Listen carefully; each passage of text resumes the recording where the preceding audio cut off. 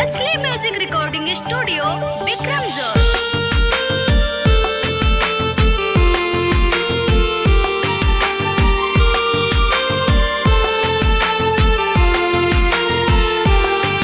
जो बौद्ध धर्म को माना हो उसे और धर्म से क्या मतलब। जो बौद्ध धर्म को माना हो उसे और धर्म से क्या मतलब।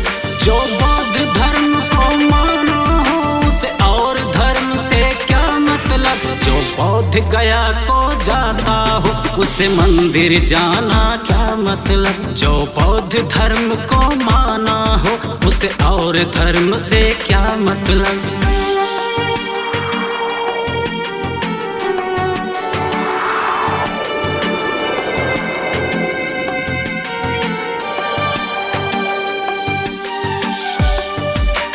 मछली म्यूजिक रिकॉर्डिंग स्टूडियो विक्रमजोर।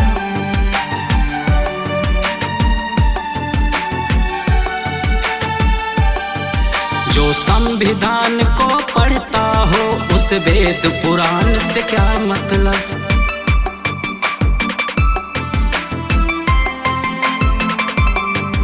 जो संविधान को पढ़ता हो उस वेद पुराण से क्या मतलब। जो संविधान को पढ़ता हो उस वेद पुराण से क्या मतलब। जो सभी वर्ग में एकता हो उसे ऊंच नीच से क्या मतलब। जो बौद्ध धर्म को माना हो उसे और धर्म से क्या मतलब।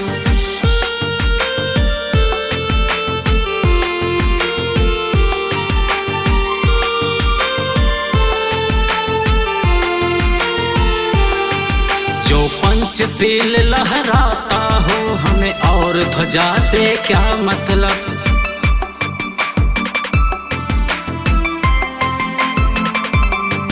जो पंचशील लहराता हो हमें और ध्वजा से क्या मतलब। जो पंचशील लहराता हो हमें और ध्वजा से क्या मतलब। जब सामने भीम की प्रतिमा हो हमें और मूर्त से क्या मतलब। जो बौद्ध धर्म को माना हो उसे और धर्म से क्या मतलब।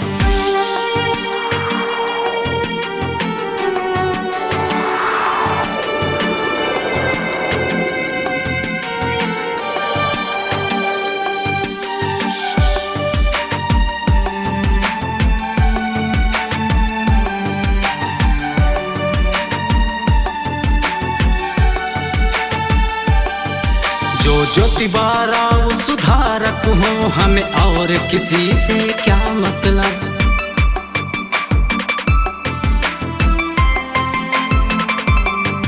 जो ज्योतिबा राव सुधारक हो हमें और किसी से क्या मतलब। जो ज्योतिबा राव सुधारक हो हमें और किसी से क्या मतलब। जब गांधी गीत ये गाता हो उसे रोकने जाना क्या मतलब। जो बौद्ध धर्म को माना हो उसे और धर्म से क्या मतलब। जय भीम जय भारत। मछली म्यूजिक रिकॉर्डिंग स्टूडियो विक्रमजोर।